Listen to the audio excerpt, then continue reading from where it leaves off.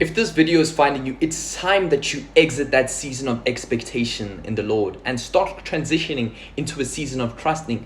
Too often do we expect so much from God that we do not enjoy His presence in the moment. And we're unable to be grateful for the things that He's already provided for us. So why would the Lord want to provide us with more abundance when we're unable to appreciate what we already have? This verse, James 1 verse 7, count your blessings, expect nothing, and be thankful in everything. Have you ever noticed that the minute you're able to detach from a situation, the minute you're able to just be in the present and be grateful in the things you have and expect nothing, more things come to you when you just trust God? Like how Job trusted God throughout all his trials and tribulations. The thing is, even with temptation, even with all the sins that we lead into, we plant the seeds in our heads by ourselves. If you talk in a sexual manner, you've already planted that seed of sexual sin, and then Satan just comes in, he shimmy yahs in you, and he's like, yeah, what about lust? What about that girl? What about that man? Oh, 1 2 1 2. And like when you plant expectations of something, like, or fears in your mind, you plant that seed. Like, oh, what if I fail to say test? Don't see there. Don't see this planted and say, yeah, like don't study. What's the point? Like, you're gonna fail anyway. And it's like the seeds we plant in ourselves. So it should never be a question of, Lord, where is this coming from? Instead of planting these seeds of expectation and expecting the Lord to always deliver you from things, when you just need to trust in Him to deliver the things, not expect. Like the difference between trust and expectation is expectation results in disappointment. Trust can never result in disappointment with God, because God knows exactly what you need in your life. But when you expect from your human understanding, of course you're going to be disappointed if something doesn't happen. Like, oh, nah, why is this not happening now?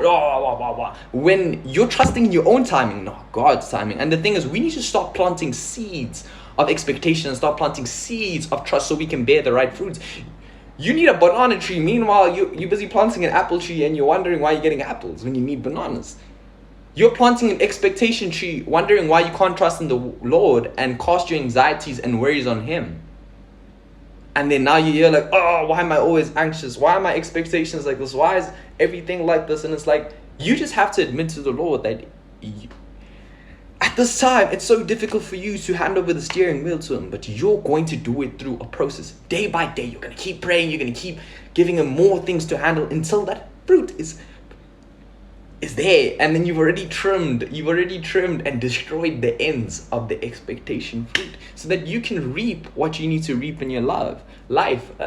One thing I was talking to my friend about yesterday is when you plant the right fruit of love, where how God loves us and stuff, you will be able to unconditionally love anyone no matter what they do to you. Because I said that you don't need to love everyone in close proximity, but you can love people from a distance, and then some people from close proximity. But that thing of unconditional love can only be rooted when you plant the right seed of love, because through the right seed of love, you will automatically inhibit the fruits of the Spirit. But we tend to, as people, not plant the right fruits in the context of things. You need to plant that fruit of trust in the Lord. You need to plant that right fruit of love. You need to plant this right fruit of winning, this right fruit of this, so that through those fruits, you can reap many rewards through the process. You need to plant the right fruit of the world lens that you have. You need to plant that positive world lens, that godly world lens, not that negative world lens. Because the minute that fruit is already a tree, now you're trying to plant another fruit. This fruit is already deep rooted in. It's sucking all the water from that other seed, and it's just not gonna work.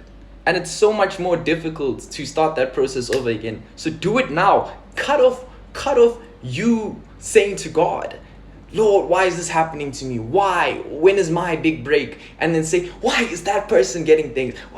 Stop. Comparison is the thief of joy. Focus on you. Focus on your work inside, and focus on you enjoying the presence of God. Because the more you can enjoy the presence of God and count your blessings and expect nothing and be thankful in everything and just be thankful in the Lord being with you right now, you will automatically say to any storm, the storm, you're beneath my God. You were this, and then you will grow as an individual person through the Lord, through Christ. But it can only be done when you plant the right seeds. And the first step is you planting the right seeds.